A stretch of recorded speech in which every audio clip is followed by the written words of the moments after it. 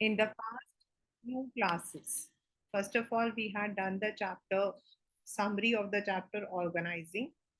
Last class I had started off, we discussed what do you understand by the term organizing.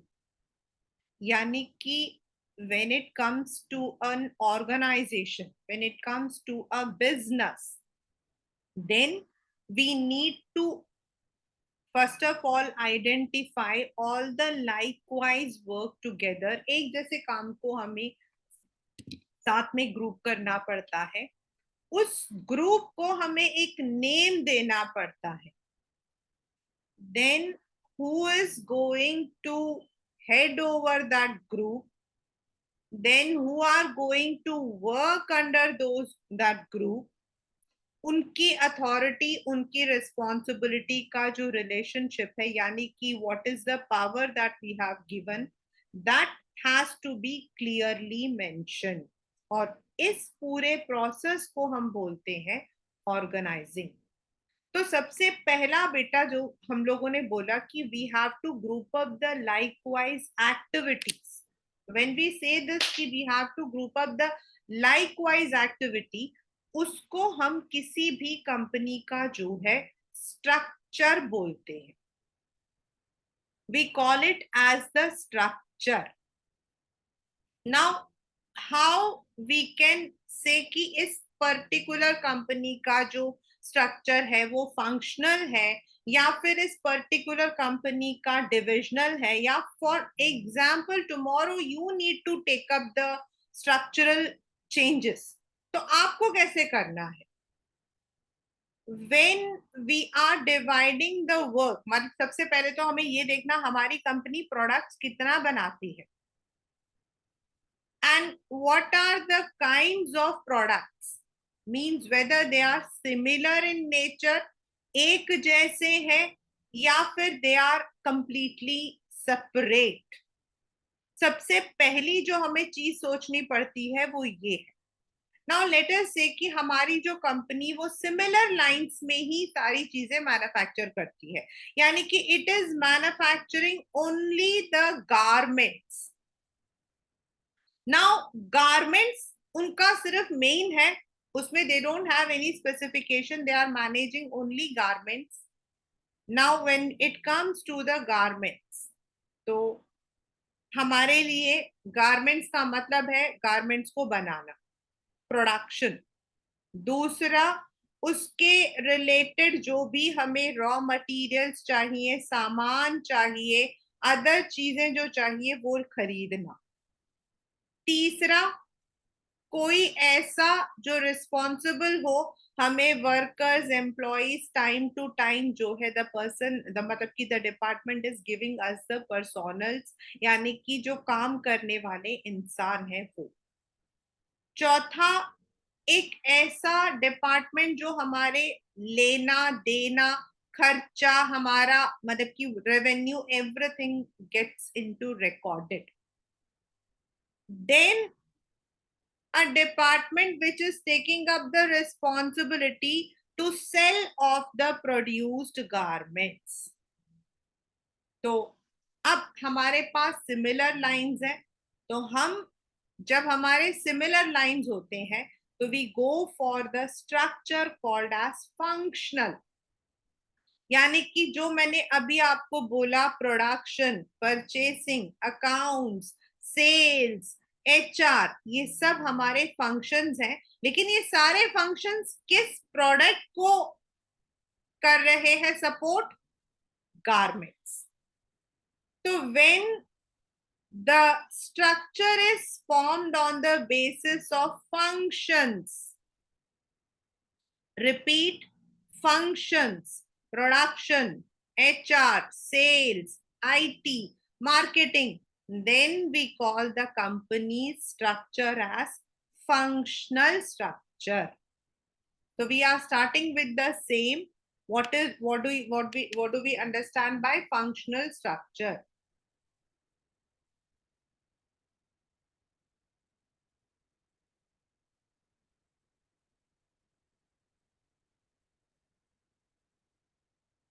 The type of structure adopted by organization will vary with the nature and types of activities performed by an organization. As I have already told you that it depends कि आपकी company क्या किस तरीके की activities को कर रही है. On that basis we have functional and divisional. Grouping of jobs of similar nature under functional and organizing these major functions as separate department creates a functional structure. यानी कि जब आपका मतलब की कंपनी का ओनर, उसके नीचे HR department, marketing department, R&D department, purchasing, लेकिन ये सारे के सारे जो है which work they are doing, जो भी कंपनी का मेन प्रोडक्ट है. से अभी हम लोगों ने यहाँ पे गारमेंट्स लिया था. सो द एंटायर डिपार्टमेंट, जितने डिपार्टमेंट्स हैं, they are all related only to garment. तो उसको हम बोलते हैं functional structure. All departments report to a coordinate head, यानी कि उस डिपार्टमेंट का जो हेड होता है, फॉर एग्जाम्पल HR का हेड, सेल्स का हेड, मार्केटिंग का head. In a manufacturing concern, यानी कि जहां आपकी कंपनी में प्रोडक्शन होता है, क्योंकि कई कंपनीज होंगी जहां प्रोडक्शन नहीं होता होगा, वहां सिर्फ आपके सर्विसेज होते होंगे या फिर कहीं पर सिर्फ ट्रेडिंग होती होगी. तो in a manufacturing concern, division of work into key functions will include production, purchase, marketing, accounts, personnel, जो अभी आपको मैंने एग्जाम्पल दिया. These departments may be further divided into sections. वो अलग अलग है. जैसे फाइनेंस के अंदर आपका अकाउंट सेक्शन हो सकता है, आपका दूसरा सेक्शन हो सकता है. Thus, a functional structure is an organizational division that groups similar or related work together. Last year, advantages were not there, but this year I confirm that the advantages are also there in your paper. Though it is not very significant. Now, a functional structure leads to occupational specialization since emphasis is placed on specific function. मतलब आपका जो मतलब की head होगा purchase का, उस area में the person, the employees, the people would be specialized. This promotes efficiencies in utilization of manpower as employees perform similar tasks within a department are able to improve performance. It promotes control and coordination within a department because of similarities in the task. मतलब जो पांचों छो जितने भी आपके यहाँ पर departments हैं, depending on your nature of company, सब में आपका coordination is there. It helps in increasing managerial and operational efficiency and results in increased profit. It leads to minimal duplication of efforts, which results in economies of scale. And this is only because जब हम divisional पढ़ेंगे तो आप देखोगे एक ही company के 3, 4, 5, 6 departments हैं purchase के. तो नेचुरल है कि डुप्लीकेशन आपका हो रहा है. यहाँ पर ऐसा नहीं रहेगा. सिमिलर लाइंस है तो the work will be done only for that particular product और सिमिलर लाइन ऑफ प्रोडक्ट्स. जैसे उस दिन आपको मैंने एग्जांपल दिया था automobiles. Now automobiles can be 2 wheeler, 3 wheeler, 4 wheeler, सब क्यों ऑटोमोबाइल्स बोलते हैं, लेकिन इन सबके फंक्शंस, इनमें जो काम होता है, जो काम करने का तरीका है, जिसमें जो हमें इनमें लोग चाहिए होते, सब आपके सिमिलर चाहिए होते. हमें कोई भी इंसान ऐसा नहीं चाहिए होता ऑटोमोबाइल बनाना हो, चाहे हमें 2 व्हीलर बनाना हो, 3 या 4. हमें इंजीनियर ऑटोमोबाइल से रिलेटेड चाहिए होता है. We don't require anyone who is more, who has got better operational facility in construction. क्योंकि ऑटोमोबाइल में हमें ऑटोमोबाइल से रिलेटेड चाहिए, यानी कि हमारे पास जो एम्प्लॉयज होंगे, काम होगा, वो सिमिलर नेचर का होगा, and there would be no duplication because we are all going to do the work only related to that product or the lines of products. It makes training of employees easier as focus is only on limited range of skills, and it ensures different functions get due attention. जहां छोटी सी company है वहां पर ये सारी चीजें तो चलती है, but a functional structure place less emphasis on overall enterprise objectives and objective pursued by a functional head. मतलब सबको अपने काम से मतलब है. The people are not that much interested in expansion. They don't want कि हाँ भाई expand हो रहा है. They are specialized. They want to focus only. Such practices may lead to functional empires wherein the importance of a particular function may be overemphasized. Pursuing departmental interest and the cost of organizational interest can also hinder between two or more departments means. अब भाई purchase department क्या चाहेगा? Purchase department क्या चाहेगा? They should buy the material at the lowest cost, and for that they should get the money from the accounts department when and where required. जब भी उनको पैसों की जरूरत है उनको मिल जाना चाहिए. अब अकाउंट्स डिपार्टमेंट क्या चाहेगा? जितना पैसा वो बचाए. यानी कि दो डिपार्टमेंट्स के बीच में there might be conflict. The purchase department may not be understanding what is the marketing requirement. हो सकता है कि वो मार्केटिंग रिक्वायरमेंट से कम बनाए या ज्यादा बना दे. They may not be coordinating with each other. उनको सिर्फ अपने प्रोडक्शन से मतलब है. They are not bothered about how much it has been sold. कई बार ऐसा होता है, सेल्स आपकी कम होती है, प्रोडक्शन ज्यादा हो जाता है, जिसकी वजह से आपका स्टॉक बफर हो जाता है.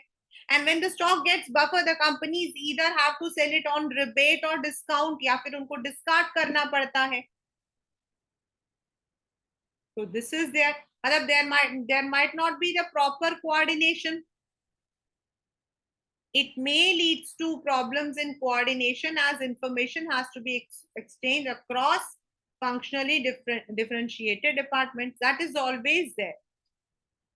Sometimes there is delay in the communication. Sometimes there is no communication. Sometimes even the communication is there, but the person hasn't taken the measure. And this results in a conflict of interest. जब compatibility नहीं होती है तो होता है. For example, the sales department insists on a customer friendly design may cause difficulties in production. Such dissension can prove to be harmful in terms of fulfillment of organizational interest. मतलब ये एक common चीज है. This happens. It happens in small, it happens in big, it happens in function, it happens in divisional. सब जगह ये problems आती हैं. Everybody would be blaming each other because everyone wants their own department to come up. Interdepartmental conflicts can also arise in the absence of clear separation of responsibility. It may lead to inflexibility as people with same skills and knowledge base may develop a narrow perspective and thus have difficulty in appreciating other points of view. मतलब इसमें क्या है? आप एक चीज पर functional आप जो हो, you have become master. Definitely ये एक बहुत बड़ा ईगो इश्यू आता है because the functional heads do not gate training for top management. तो वो लोग उस उतने एरियाज में तो जा नहीं पाते हैं. They are limited to their own areas. And when it comes to the other person, when it comes to other product, they don't have the words of appreciation. It is very very important.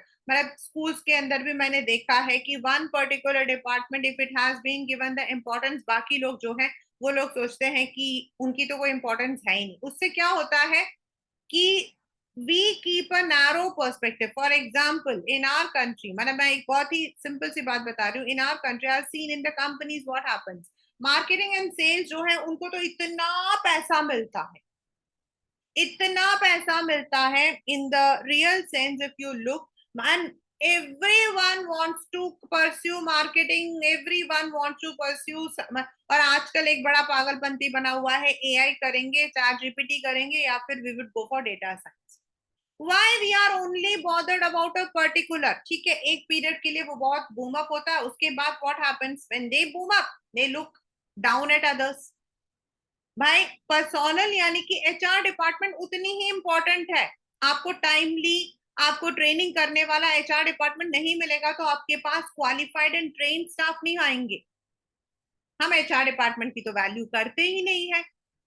Finance department, they are the one, जितना आपका पैसा पूरा finance everything, how to raise the money, आपको shares कैसे निकालने हैं, debentures निकालने हैं, कंपनी को कैसे करना, everything is done. No, finance department gets paid only when there is that particular company is focusing.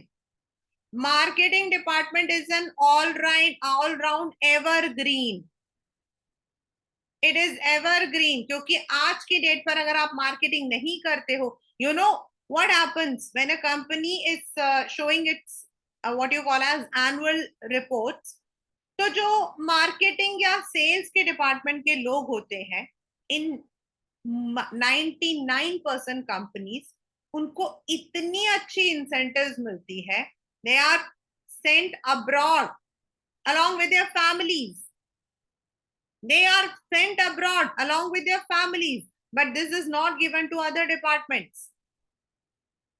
तो ये फिर नैरो पर्सपेक्टिव रहता ही है। मार्केटिंग सेल्स हमेशा फर्स्ट, फिर फाइनेंस रहता है, फिर एचआर रहता है, और बाकी डिपार्टमेंट्स को तो लोग समझते कुछ है ही नहीं। मेनली क्या है कि हमें एक दूसरे को नहीं देखना, हम उस डिपार्टमेंट में है, तो why do we look at others like that.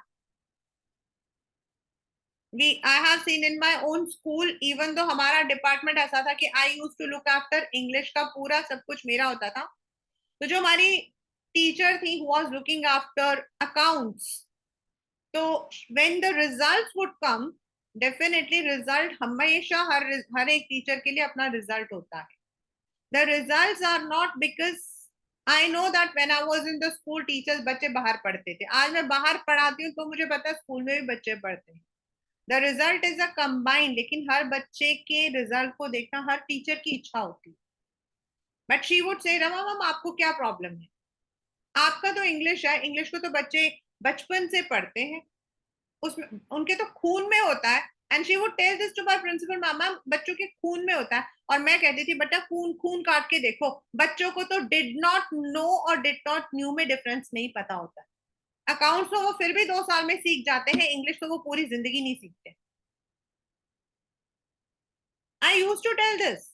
Why do you belittle others? Every department has its own goodness and अपना, हर बच्चे का इंटरेस्ट होता, कोई बच्चा अकाउंट्स पढ़ते हुए भी इंग्लिश ऑनर्स करता, कोई बच्चा ये करने के बावजूद भी बीबीए करता। There are students who have done engineering and then MBA किया है, देयर आर स्टूडेंट्स जिन्होंने ह्यूमैनिटीज लेने के बाद बीबीए किया है, देयर आर स्टूडेंट्स जिन्होंने मतलब कि साइंस या कॉमर्स लेने के बाद भी ऑनर्स किया है। So why we belittle ourselves? आप हम मैथ्स एंड साइंस हमारे यहाँ देख लो, आप देखो every second child is bothered maths के मार्क्स आने चाहिए, साइंस में भाई बाकियों में मार्क्स नहीं आएंगे तो आप क्या ओवरऑल क्या है, your overall personality is not your first शक्ल, योर ओवरऑल पर्सनालिटी, आपके हाथ भी, अगर आपके हाथ और पैर टूटे होंगे, आप आपका चेहरा सुंदर होगा तब will it be there. This is where this line comes कि इनफ्लेक्सिबिलिटी क्यों आती है, क्योंकि एक इंसान जो अपने एक डिपार्टमेंट जो अपने आप में बहुत डेवलप हो जाता है, वो दूसरे डिपार्टमेंट्स को, दूसरे लोगों को नैरोली देखता है, उन्हें लगता है कि there is no necessity, but every department has to work for the same organisational objective, चाहे वो ऑर्गेनाइजेशनल ऑब्जेक्टिव प्रॉफिट मोटिव हो, सर्वाइवल हो या ग्रोथ हो.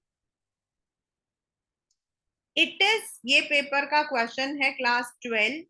It is most suitable when the size of the organization is large, has diverse activity and operations require high degree of specialization.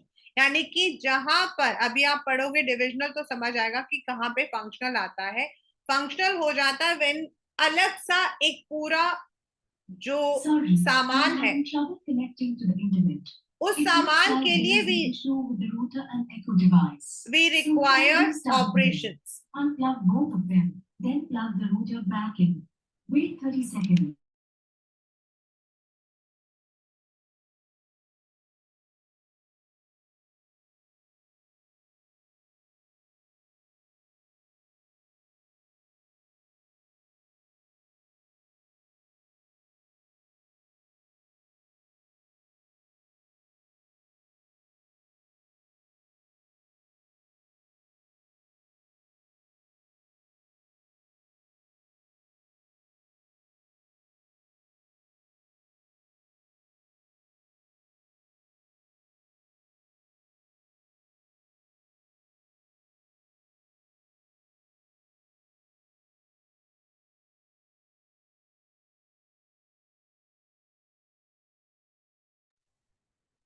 Now, second comes is divisional structure.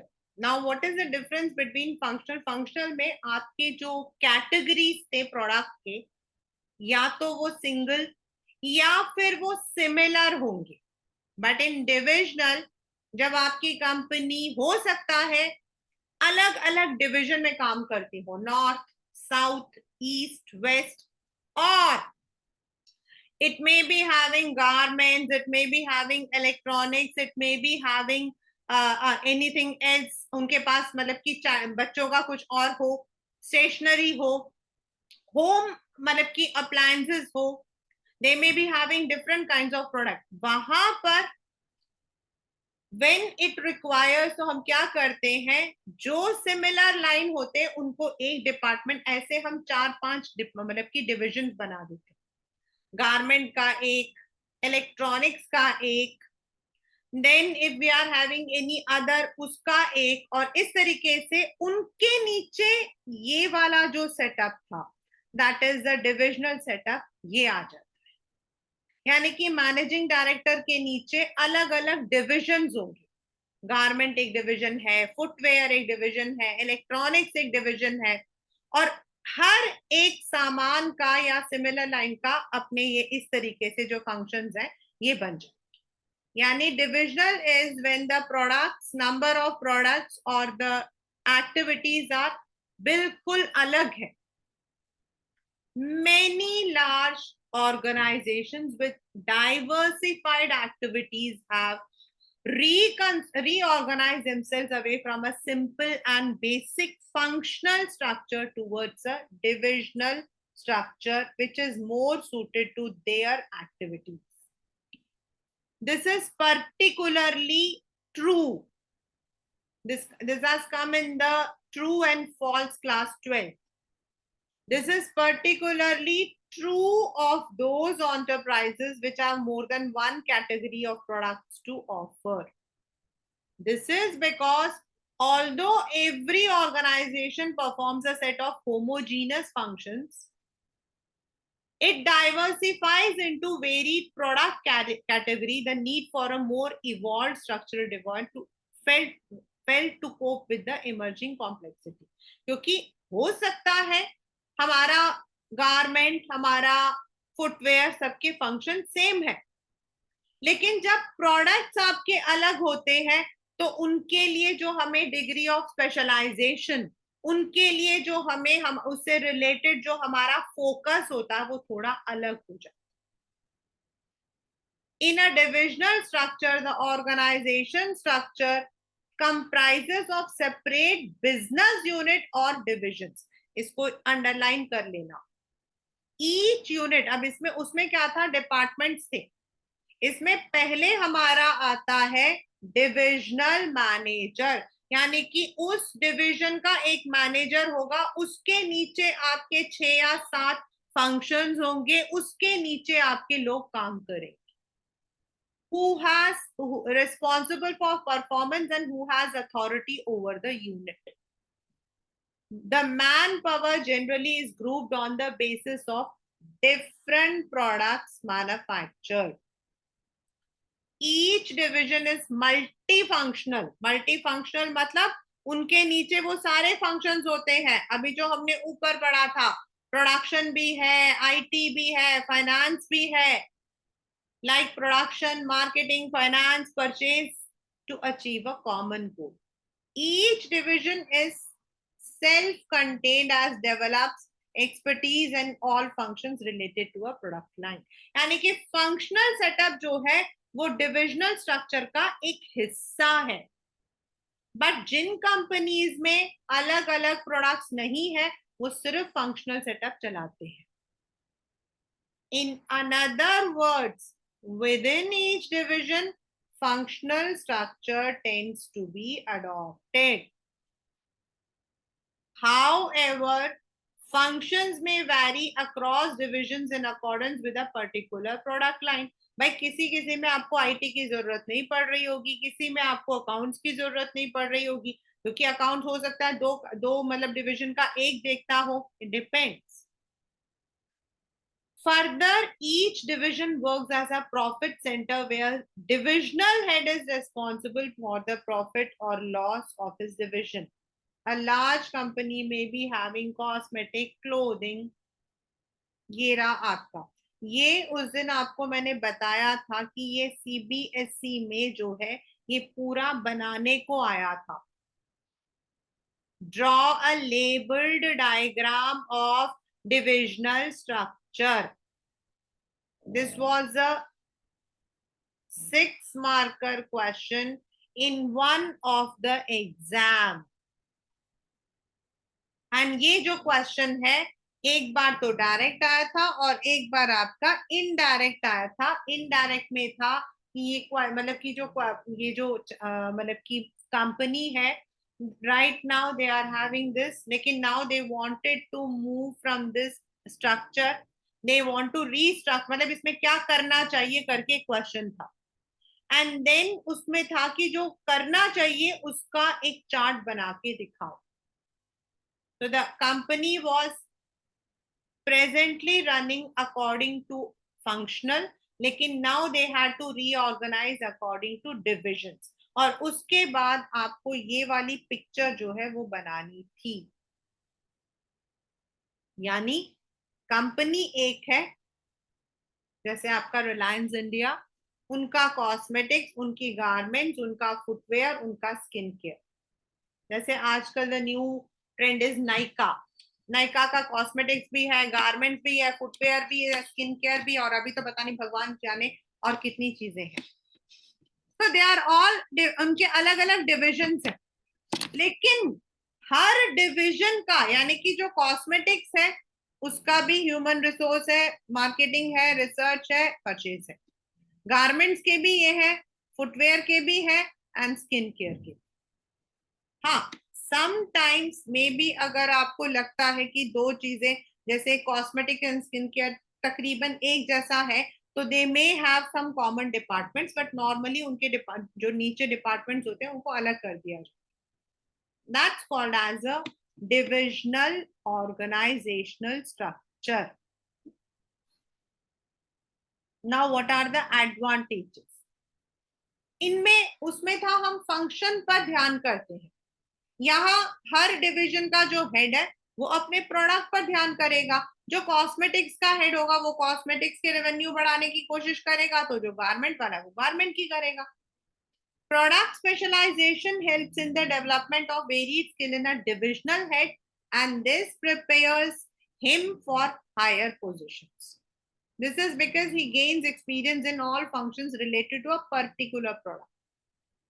Divisional heads are accountable for profits, as revenues and costs related to different departments can be easily identified and assigned to them. This provides a proper basis for performance measurement. It also helps in fixation of responsibility in case of poor performance of division, and remedial action can be taken. अब 5 departments हैं, हमारे 5 divisions हैं. Now से हमारा cosmetic division का जो revenue है वो ठीक नहीं है, वो कम हुआ है, तो हम उस पर्टिकुलर डिविजनल हेड को पकड़ सकते हैं.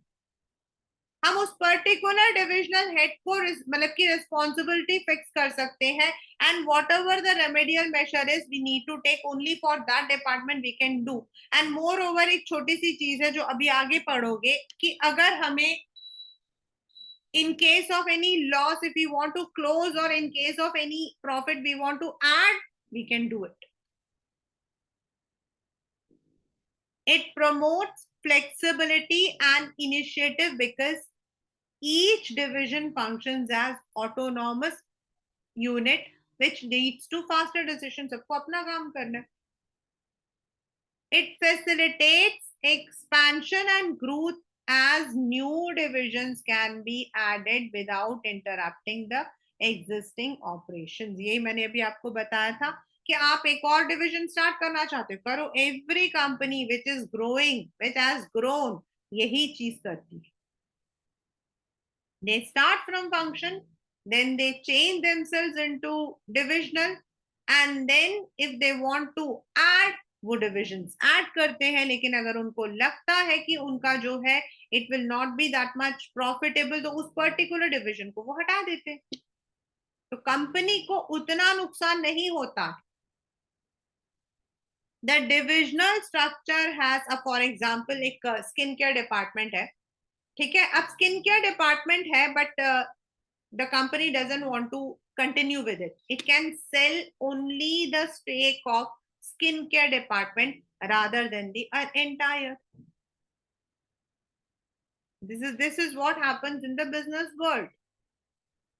आपने सुना होगा इस पर्टिकुलर मतलब की कंपनी ने उस पर्टिकुलर कंपनी को करेक्ट कर दिया, इस कर दिया.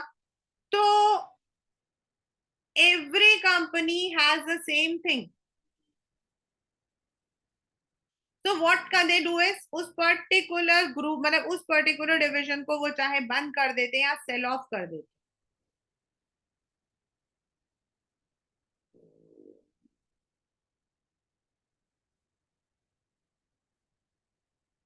Disadvantage: conflict may arise among different divisions with reference to allocations of funds, and further a particular division may work seek to maximize its profit at the cost of other divisions. Very common. That's a वहां functional में भी होता है, यहाँ पर भी होता है. It may lead to increase in cost. That is also because एक कंपनी जो है वो when it is allocating the funds, when it is getting the finance, तो उसको जो है अलग अलग प्रोडक्ट्स के लिए it has to go for expenditure. It definitely adds to the cost if the profits are less. It provides managers with authority to supervise all activity related to a particular division. In course of time, such a manager may gain power and in a bid to assert his independence may ignore organizational interest. Again, a very common. The reason is when you are the divisional head of a particular person, आपको आपके दिमाग में वो भूत होता है, मुझे अपने अपना बढ़ाना है, अपना बढ़ाना है. And at times we forget that the company is not मेरा, it is about all those different products. And maybe हम अपने आप को इस तरीके से प्रेजेंट करते हैं कि हम जीत भी जाते हैं, but on the other hand the organizational interest may be hampered. In such a case there is always a conflict between the head and the main management.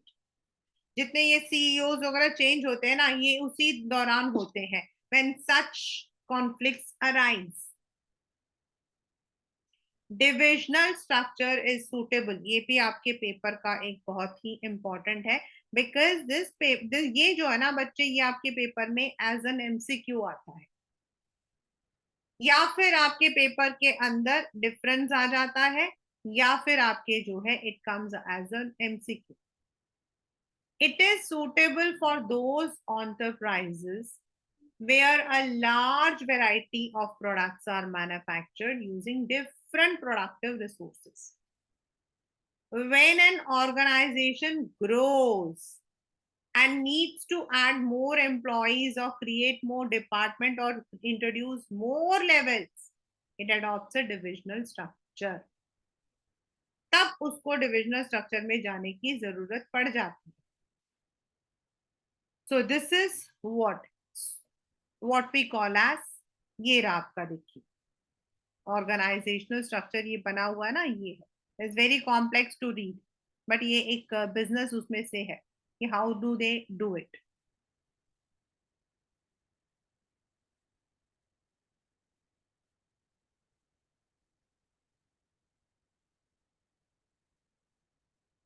Thus, it can be said business operates in a dynamic environment, and those enterprises which fail to adapt a change are unable to survive. Hence, management must continuously review its plans. ये आपका जो है this comes as a, मतलब जब मैंने आपको भी एक क्वेश्चन बताया था, एक कंपनी था, मतलब the question is कि there is a company, the company was earning profit, then it added the products, but it did not create any divisions. लेकिन there were duplication of work, there was conflict of interest, there were the profits were declining. Now the manager को मतलब कि एक external manager को बुलाया गया, and there was मतलब कि he advised a change in the structure. आपका क्वेश्चन था कि advise what kind of structure should the company go for. तो नेचुरल है कि डिविजनल, और उसके आपको फायदे बताने हैं. Hence, management must continuously review its plans and objectives, and accordingly, the structure of the enterprise should also be subjected to periodic review to determine if modification is required. An organization structure at all times should contribute towards the achievement of enterprise objectives and provide scope for initiative so that contribution of personnel can be maximum and effective. हो सकता है कि एक particular company के अंदर एक department बहुत ही अच्छे से काम कर रहा है, दूसरा नहीं कर रहा हो. एक कंपनी के अंदर 4 डिविजन है, एक डिवीजन में एक्स्ट्रा आपके मैन पावर है क्योंकि वहां पर आपका प्रॉफिट नहीं है, एंड दूसरे में आपकी कम है. तो जब हम पीरियोडिक रिव्यू करेंगे तो we can definitely tackle all दो सिचुएशंस. एंड में जाकर अगर हम सबको पिंक स्लिप देते हैं, that is in fact worse. अगर कंपनी में स्टार्टिंग से रिव्यू रहता है कि where the market is, where what is the मतलब की कंपनी अर्निंग. अभी फॉर एग्जाम्पल मैं इसका एक आपको लाइव एग्जाम्पल देती हूँ. If you are all into the business में आप लोग पढ़ रहे हो तो यू मस्ट हैव सीन कि बायजूस का जो है काफी प्रॉब्लम्स चल रहा है. The learning app Byju's is having lots of problems. The person Ravinder is under ED scan. आपका जो एनफोर्समेंट डायरेक्टर है उनके स्कैनिंग में. एक तरफ मैं आपको इसका प्रॉब्लम यहाँ पे स्ट्रक्चरल प्रॉब्लम्स बता रही हूँ आपको. एक तरफ उनके जो मतलब कि आईटी डिपार्टमेंट है उनका कहना है कि they have lots of money. दूसरी तरफ जो आपके बायजूस के एम्प्लॉइज हैं दे आर सेइंग कि उनको बिना सैलरी के निकाला जा रहा है. तो अब आप खुद सोचिए, एक तरफ पैसा ज्यादा है, दूसरी तरफ कह रहे सैलरी नहीं है. Where the problem has come. The problem जो उनका जो फॉर्मेशन था ना वो बिगड़ चुका था. How, I'll tell you. Now what happened is when Byju's was started, it was started only on the background of what I have started. उनका बेसिक था कि टीचर्स रखनी है, the teachers should be young. 20s and 21, जिनको कुछ ना आता हो लेकिन वो वहां पे खड़ी हैं। क्यों? क्योंकि बॉयज वहां पर लड़कियां देखने आते हैं, ना कि पढ़ने। उनका उनका है, because this happened with one of my friend, this happened with one my friend real. She is मतलब वो जो टीचर है शी इज 45, उनको बोला कि मैम हम तो 27 से ज्यादा की लड़की लेते ही नहीं।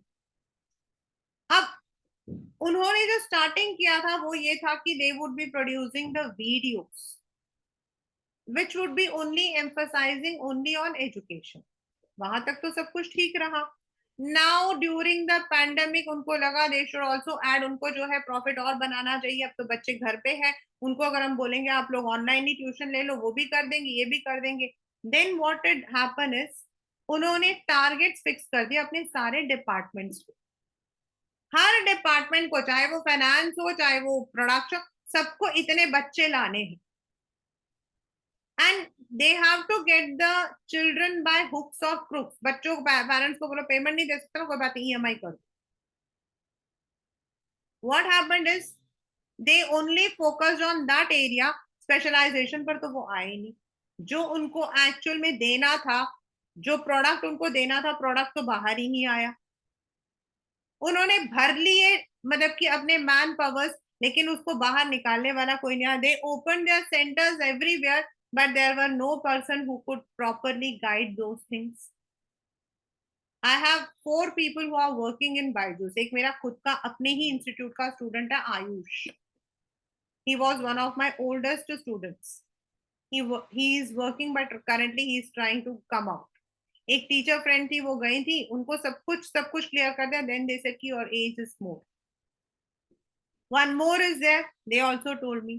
Now what the problem is कि उन्होंने अपने स्ट्रक्चर में ना there is no clarity किसको क्या काम करना है, किस डिवीजन को किसके अंडर लेकर आना। मतलब उनका एजुकेशन डिपार्टमेंट, उनका अकाउंट्स डिपार्टमेंट, उनके सारे डिपार्टमेंट सब मिले हुए। तो नेचुरल है कि प्रॉफिट कौन कमा रहा है, प्रॉफिट कैसे जनरेट हो रहा है, प्रॉफिट कैसे करा जा रहा है, कहीं नहीं। उनके कई जो मतलब कि सेंटर्स हैं वो क्लोज हो गए। Right now they have open remote, I think कुछ सैटेलाइट सेंटर्स ओपन करें जिसमें वो और उनकी वाइफ खुद मतलब कि बच्चों को पढ़ाएंगे। They are venturing into 10 but they are not taking care of single one। वो वेंचर तो बहुत सारे कर रहे हैं, उनका सपना बहुत अच्छा है, लेकिन जो वो देना चाहते हैं वो कहां पर है, क्वालिटी कहां पर है। हाँ, पेरेंट्स इसलिए फोर्स होते हैं बिकॉज दे हैव पेड। इतना अच्छा अमाउंट देना पड़ता, मेरे नीचे बच्चा पढ़ता है 8th स्टैंडर्ड में, he is paying a very good amount. पे करते हैं इसलिए पढ़ते हैं बच्चे, एयर कंडीशन है मतलब की है, they are giving a bag and everything. But what about the actual thing? They have entered into everything, they have entered into everything. उनको पढ़ाना भी है, 4th को भी पढ़ाना, 5th को भी पढ़ाना। They have to enter into the CEOT also, they have to enter into everything. But उसको सेपरेट नहीं किया। Functions are not separated, divisions are not separated, and this has created a complete chaos। पैसा भी आ रहा है, revenue भी आ रहा है, लेकिन जो उनको मार्केट स्टैंड होना चाहिए वो नहीं आ रहा है। So what they should have done is they should have done a periodical assessment। उनको देखना चाहिए था कि कहाँ गलती हो रही है। when they are creating, उनको 4 अलग डिफिनेशन पहले डिफाइन करना चाहिए, उसके नीचे who is responsible। then एक इंश्योर करना चाहिए कि 2 साल के अंदर कितनी ग्रोथ उनको रखनी है, and how much।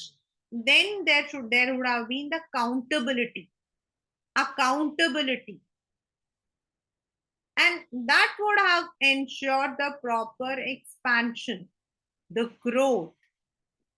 तो कंपनीज में बच्चे ऐसी प्रॉब्लम्स आती हैं when you are muddling yourself and आप उसको रिव्यू नहीं कर रहे।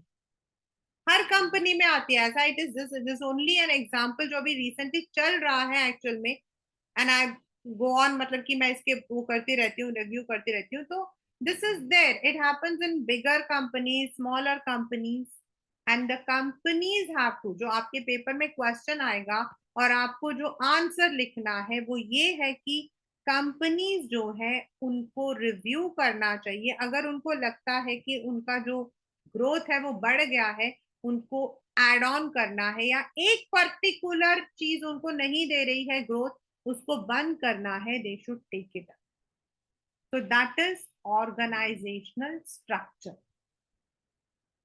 The next which we are going to do is in a company. In a company, हमारे पास when we are passing the communication, in the companies you have the written, oral, all kinds of communication. In a company when you're working, you have to follow certain rules and regulations also, and at the same time आपका एक jovial friendly environment ही रहता है. और ये जो rules procedure हम बोलते हैं, जो आपका रिटर्न में होता है, when a company is giving instructions to their employees, when they are giving certain commands to their company, their employees, इन सबको हम मतलब कि फॉर्मल में लेकर आते हैं. And in an informal it refers to the general, हमारी जो मतलब हम आपस में एक दूसरे के साथ में बातें कर रहे हैं. इन आजकल कंपनीज में क्या होता है, दे इवन हैव सब मतलब की सेपरेट डिपार्टमेंट्स, जहां आप खुद को एंजॉय कर सकते हो.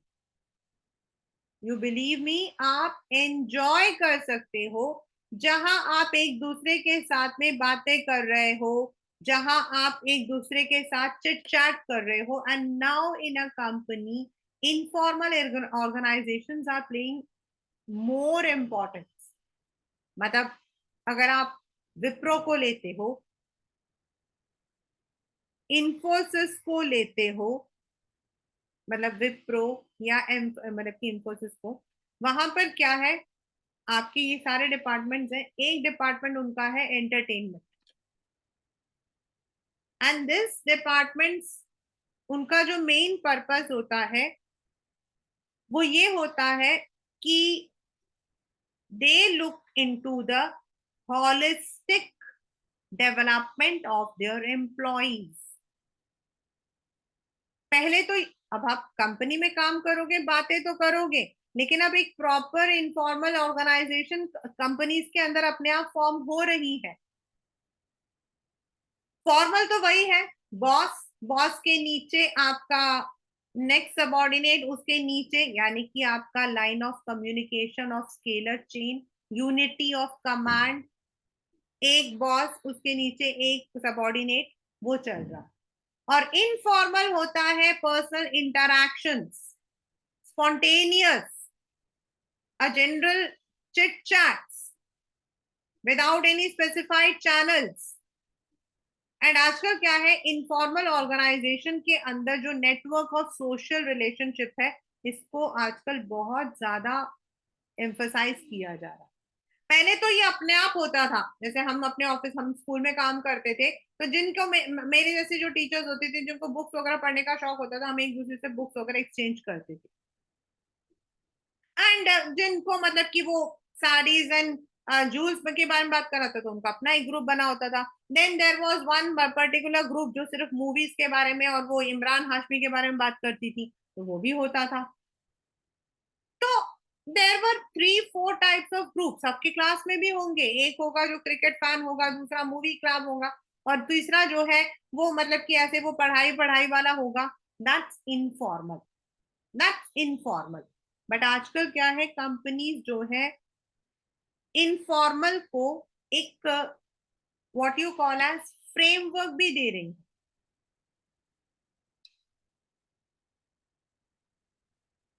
Reason, when people interact with each other, they are more happy. They try.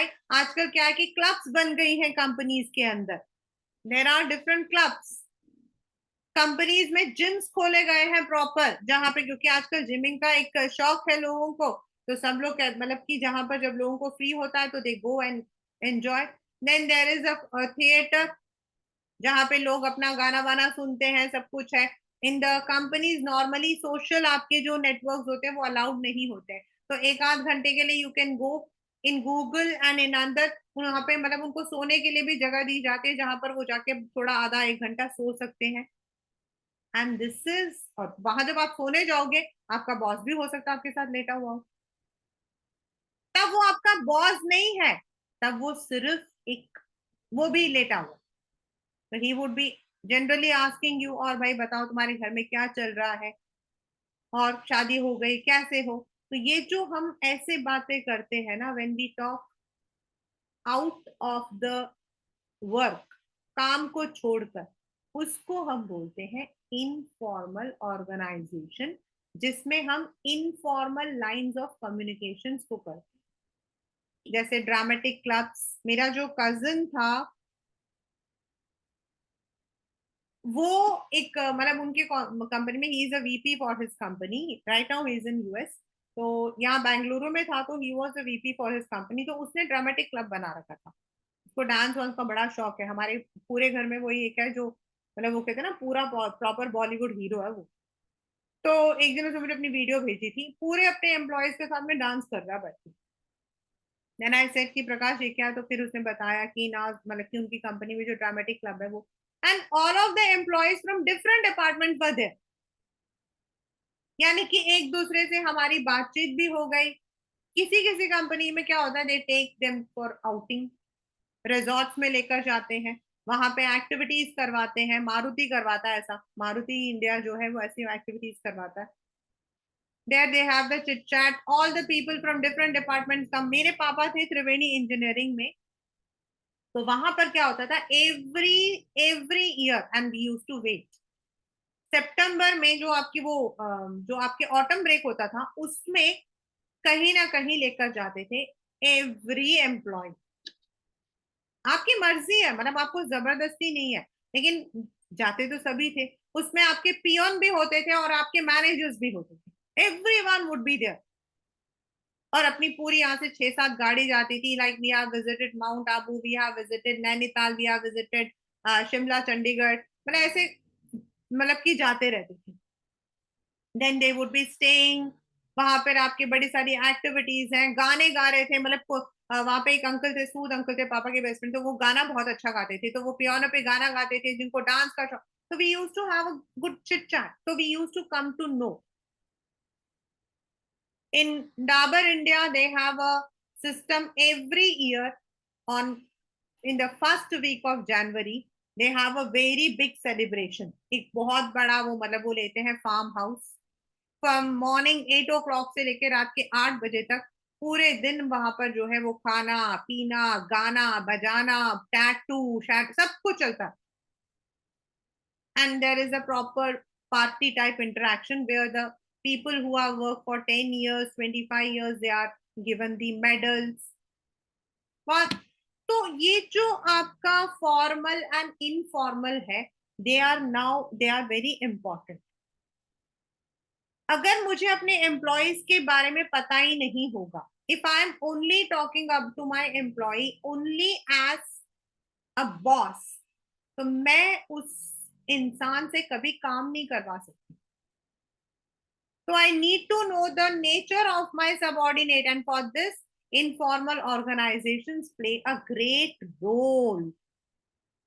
They are, even though मतलब कि जो ये बनते हैं, दे आर स्पॉन्टेनियस, अपने आप बन जाते हैं, लेकिन आजकल कंपनीज इस पर ज्यादा ज्यादा ध्यान भी दे रही हैं। मतलब कहीं कहीं तो क्लब्स वगैरह प्रॉपरली बनाया जा रहा है जिससे कि लोग एक दूसरे के साथ, जैसे क्रिकेट क्लब्स हैं, in all the companies you have cricket club, basketball club, girls के लिए उनका अपने हिसाब से। And this is how this का। तो बेटा जो हमने पहले पढ़ा था वो था ऑर्गेनाइजिंग का की डेफिनेशन। सेकंड पढ़ा था दैट वाज अ प्रोसेस। फिर हमने पढ़ा द फ्रेमवर्क यानी कि स्ट्रक्चर, फंक्शनल एंड डिविजनल। और अब जो हम पढ़ेंगे वो है ऑर्गेनाइजेशन। लेकिन इस ऑर्गेनाइजेशन को आप कंपनी से, मतलब हम कंपनी को भी ऑर्गेनाइजेशन बोलते हैं ना, तो आप उससे रिलेट नहीं करोगे। इसका मतलब है the level of communication, how, what is the channel why it is created. जैसे फॉर्मल आपका डेलिबरेटली कंपनी क्रिएट करती है, एंड इनफॉर्मल आपका स्पॉन्टेनियस है, वो अपने आप ही बन जाता है. Like in your schools also, you might be having your friend, you all are in the same school, same class, same section, लेकिन within the sections also you might be having, आप एक मतलब कि क्रिकेट क्लब के हो, C section का जो लड़का वो भी क्रिकेट क्लब का है, तो आपकी फ्रेंडशिप सी सेक्शन वाले बच्चे से हो गई. This is how informal organizations play an important role. We would be starting with the same, then we would move to delegation and then decentralization at the end. So that's for today. Bye.